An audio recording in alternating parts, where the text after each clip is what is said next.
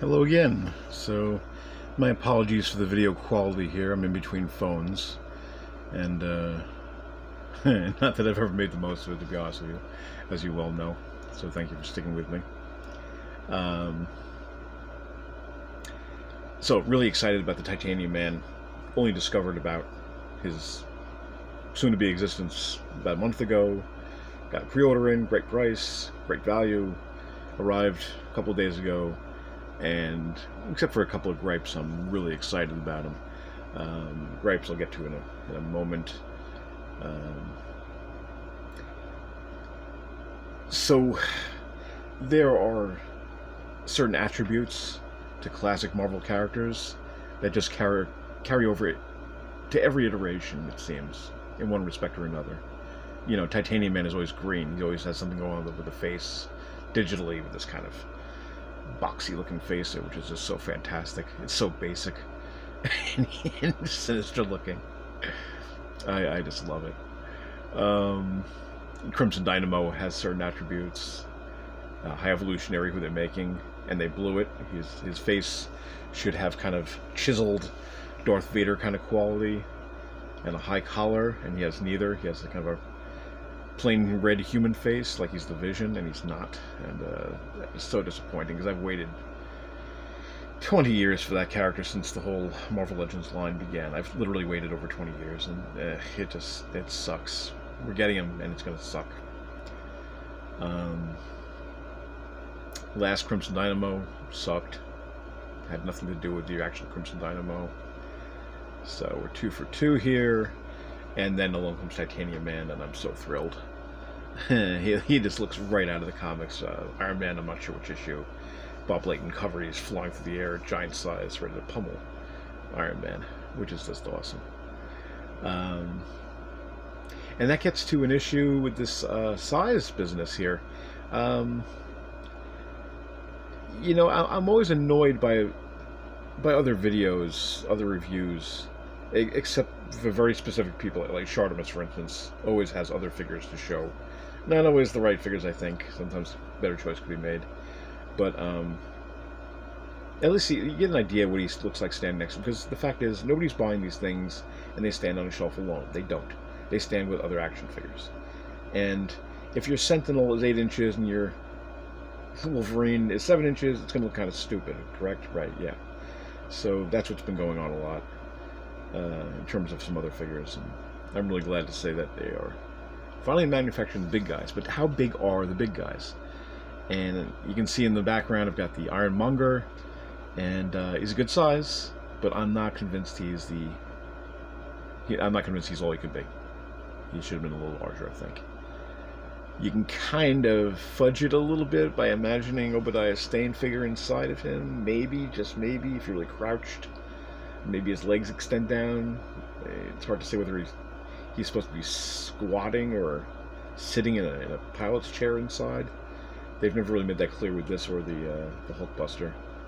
Although the Hulkbuster is certainly large enough, especially that Comic Cave or the 3-0 version coming out. And I think the 3-0 one has nailed it as far as size goes. The 3-0, what is it, Mark 42, 43? Iron Man, the legs are extended, it seems. I mean, like sculpt-wise, they're kind of drawn out and kind of funny looking. And I really think that was a deliberate attempt to appeal to 7-inch collectors, to make them just a little larger, but they did it in kind of a funny way. So the chest looks correct, the torso looks correct, the head, but the legs look stretched. And you know, thank God for that, because I don't really care about the rest of the figure. I just want that torso sitting inside the Hulkbuster. Debating if I should get that one or go for all the lights on the Comic Cave version. I love those lights, but how often do you play with lights, killing batteries, when you could have the guy pose on the shelf for years on end? And you can't seem to do a lot of posing with the Comic Cave version. So, that aside, then there's Titanium Man. And I defy anyone to get a definitive image of just how large the Titanium Man is, or how his I don't remember the character's name. How what's his name is supposed to be piloting him. So it's forgivable that this one is large but not tremendous. I think a tremendous one would look kind of silly anyway. I do like him this size and still able to grab Tony by the head, trying to twist Iron Man's head off and pummel him at the same time. I really love this. So this is just a fantastic looking figure. As you can see, he's got the legs 8 feet apart, classic Marvel style, like so many of the figures can't do. He stands nice and flat. I don't know if that's apparent on this here, but you know, there's no fudging it. He is standing flat in his soles of his feet, and his legs 8 feet apart, and ready to throw a punch. That's Marvel. And just for the limited posability that he's supposed to have, the articulation points, each one, including the interior torso one, is a ball joint. And that just makes all the difference. They pop right off too, apparently. You might have to heat up the center torso one, I understand. There's a guy who did a Dremel bit on the torso to get him to lean forward a little bit more. I'm not ready to butcher this guy. I bought 2 of them anyway. $28. Don't pay more than $28 shipped. And yeah, so you can get a lot out of him for very few points of articulation.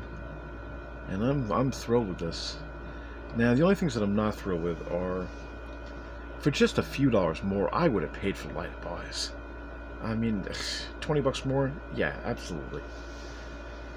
But, you know, what are you going to do? It's Marvel Select. And they do the best they can, I guess, with what they have. And they've done some nice things. And I like how they fill in. I like how they filled in with the Hulk from the MCU for Age of Ultron. That is the appropriate size. I've seen that in the videos recently for Hulkbuster. Still haven't seen a Mephisto from Marvel Legends, and I guess we never will. I guess Hasbro doesn't want to get accused of making devil figures or something. I don't know. You know, half the country is kind of weird about that. You know, we're not going to see a Son of Satan figure anytime soon. Not on the shelves, anyway. Kind of amazed we got Satana, anyway. I'd like to see another version of that in red, like she's supposed to be. I don't know what the hell that black thing was. Black costume one. But the only other gripe I have with this guy, and in the video here it doesn't quite show up as much, but he really has a dark flat green that from certain angles they've added a little gloss to, so you can kind of imagine it's metallic somewhat in some areas, but the fact is it's not metallic. And those original pictures, promo pictures of Titanium Man, that was definitely a Fleck metallic paint. And so this is really kind of heartbreaking, because in the Bob Layton illustrations you see he's got the little gleamy bits on him, and that just looked so cool. It could look so much better. On the other hand, Marvel Select has never been known for their paint apps. I don't know why anybody would complain about that, because they've been around for, what, 20 years now? And paint apps have always sucked. So, I wouldn't worry about it too much. It is what it is. And, he's the kind of character you could do your own. In fact, I started looking into automotive paint as a possibility to redo this guy. I mean, you know, I don't get that crazy usually, but if I could find a really easy application, way of doing this, he could look pretty special. For contrast to what metallic paint looks like, here's the Guardian, and that's metallic paint. On the light side, 4-leaf clover side, you know, a little washed out looking, but accurate to the character, I guess. But I do wish these guys would talk. trade so a few minor secrets to good paint applications and not fudging some other things up. Regarding scale, there's this head, XPO, another reviewer from Singapore who had this thing months ago, points out that the human face of the character whose name I just can't remember right now, is just a little sweaty looking and greasy, pale, and not very healthy looking. That's alright, but it does look like crap. It's a great sculpt though. It's a great sculpt. But it's just large, and I don't believe that the Titanium Man is supposed to be a giant in a giant suit. So, kind of useless, I guess. I don't know. I mean, any extras are great, but you know, eh. There's a guy. There's somebody I bought. Oh dear, what was it? A Dum Dum Dugan head that fits the new Marvel Legends figures and will fit the Shield Agent, Nick Fury figure. And I got rid of my original Dum Dum Dugans. I had a few of them from the original Hasbro line, 2 packs. But this guy seems to have scaled them up just a little bit, made them the appropriate size. And I'd like to know how he did that. I mean, do you do that with a 3D printer? Something? I honestly don't know. So this could be like printed down or something. I don't know how you do that. But yeah, and then you keep the detail, I guess, if you did that too. Much better than blowing it up. So anyway, so I'm pretty pleased. And you know, the disappointments are minimal for a change. Waiting for 3-0 maybe to do a Ironmonger would be nice.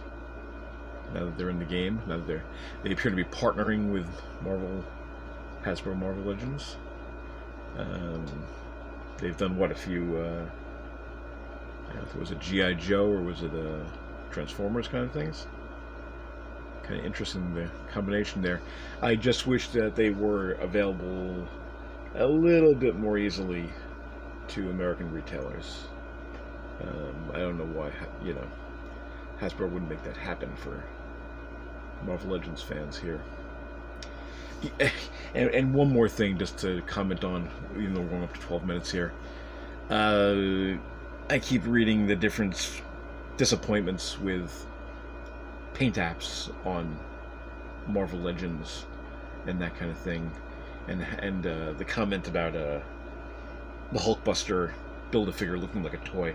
It is a toy. Let's not forget that. These are off the shelf at Walmart and Target. They are toys. They are not for the adult collector. I don't care what anybody tells you. I don't care what kind of gaslighting Hasbro wants to engage in to make you pay $22.99 per figure, up from $12.99 just a few years ago. Yeah, let's you know, it's one thing to get gaslighted from the toy companies. It's another thing to gaslight each other. These are toys. Period. You get into the $200, $300 range of a figure, a piece, and maybe you're talking about an adult collectible, especially if it happens to be delicate. But these are toys. Enjoy them. They are toys. Enjoy them. And with that, maybe I'll wait for my next phone to make another video. But thanks for bearing with me in this this trying time. Till next time.